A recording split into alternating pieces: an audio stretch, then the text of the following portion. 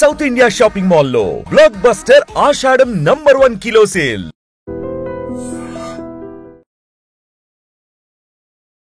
Welcome to ITM channel. This is Pavan. తమిళనాడులో మరో విషాదకరమైన ఘటన చోటు చేసుకుంది.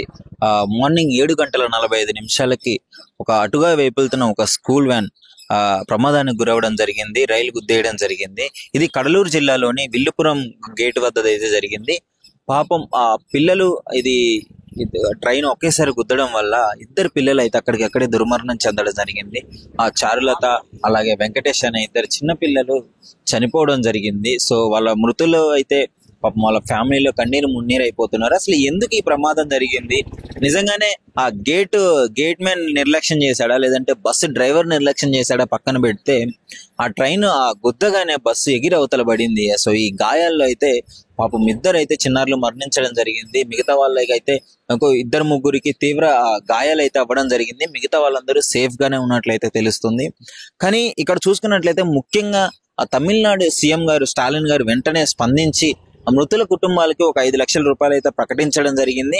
అదే విధంగా తీవ్రంగా గాయపడ్డ వారికి అయితే 1 లక్ష రూపాయలు అయితే ఇవ్వడం జరిగింది. అలాగే చిన్న క్షతగాతులుగా బయటపడ్డ వారికి అయితే ఒక 50,000 వరకు వాళ్ళకి నష్టపరిహారం ఇవ్వడం జరిగింది. వాళ్ళ కుటుంబాల్లో కొంచెం ఇది వాళ్ళ ప్రాణాలను అయితే తీసుకురాలేదులే కానీ వాళ్ళ ఆర్థిక పరిస్థితిని ఇంకొంచెం మెరుగుపరిచే విధంగా ఉంటుంది. వాళ్ళకి కొంచెం హాస్పిటల్ ఖర్చులకైనా ఉపయోగపడే విధంగా ఉంటుంది. సో ముఖ్యంగా తమిళనాడు సీఎం గారు అయితే వెంటనే స్పందించి ఈ నిర్ణయం తీసుకోవడం బాగుంది. అదేవిధంగా ఇంకోటి, అసలు ఈ నిర్లక్ష్యానికి గల కారణం ఏంటి అంటే, ఒకటి చిన్న పిల్లలు ఉన్న బస్ డ్రైవర్లు అయితే ముఖ్యంగా చూసుకోవాలి. ఇది ఎక్కడో తమిళనాడులో జరిగింది కానీ ఎందుకు ఇప్పుడు మాట్లాడుతున్నాను అంటే, స్కూల్ పిల్లల విషయంలో మనం చాలా జాగ్రత్తగా ఉండాలి.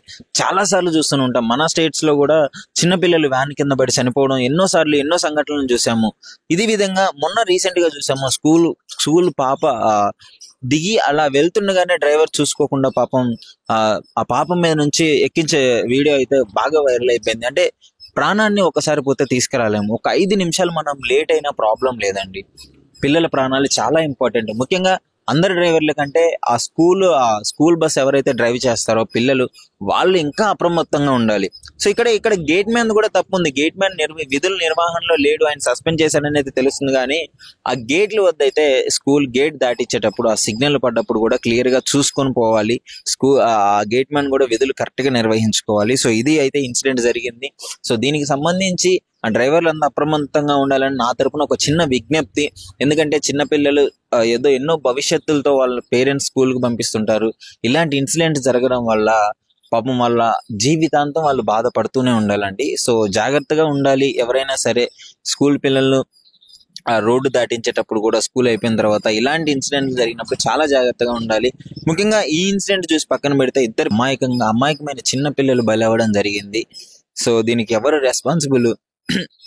ఇటు డ్రైవర్ నిర్లక్ష్యమైన అవ్వచ్చు, ఆ గేట్ మ్యాన్ నిర్లక్ష్యమైన అవ్వచ్చు. ఇప్పుడు ఆయన సస్పెండ్ చేశారు అంతే, ఏం లేదు. కానీ సస్పెండ్ చేసినా సరే ఏం ఉపయోగం చెప్పండి? ఇద్దరు పిల్లలు చనిపోవడం జరిగింది. సో చూడాలి మరి నెక్స్ట్ ఇంకా ఏ డెసిషన్ తీసుకుంటారో, రూల్స్ ఎంత స్ట్రిక్ట్ గా మారుతాయో చూడాలి. ఇది అయితే జరిగింది. దీనిపైన మీ అభిప్రాయం ఏంటో కామెంట్ రూపంలో తెలియజేయండి. నిజంగా ప్రస్తుతం ఉన్నటువంటి సమాజం దేనికి ప్రయారిటీ ఇస్తుంది? ఆర్థిక సంబంధాల చుట్టూ మాత్రమే తిరుగుతుంది. మళ్ళీ ఎన్నికలంగానే చాలా విరక్తి కలుగుతాం. మంచి అనిపిస్తుంది కదా, లేడీస్ కూడా ఛాలెంజింగ్ జాబ్స్ చేసినప్పుడు చాలా బాగుంటది. ట్రాఫిక్ అసిస్టెంట్స్ గా నియమించిన ట్రాన్స్జెండర్స్ అందరితో సాల్యూట్ చేయించుకుంటున్నారు. ఫుడ్ డెలివరీ ఇవ్వటానికి వెళ్ళినటువంటి డెలివరీ బాయ్ అనిల్ పై కళ్ళ ముందు పెళ్ళండి కొట్టి